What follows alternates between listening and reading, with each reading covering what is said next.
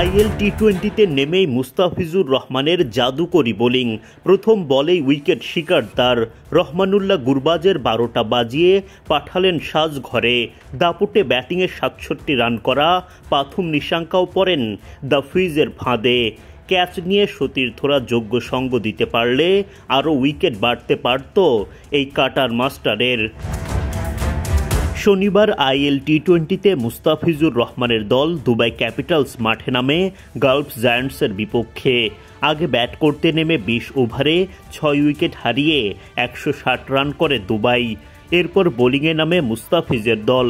ইনিংসের দ্বিতীয় ওভারে প্রথমবারের মতো বোলিং আনা হয় টাইগার কাটার মাস্টারকে। প্রথম বলেই দুবাইকে সাফল্য এনে দেন দাফিজ।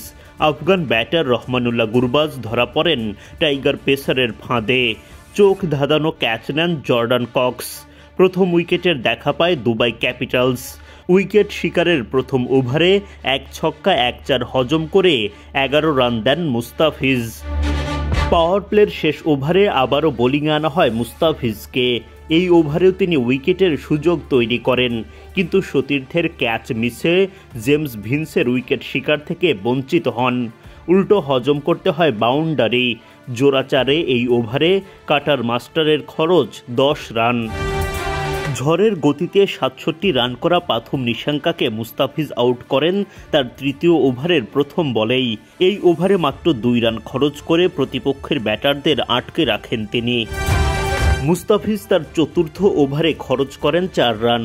সব মিলিয়ে এই ম্যাচে 4 ওভারে মাত্র 26 রান ব্যয়ে জোড়া উইকেট শিকার করেন তিনি।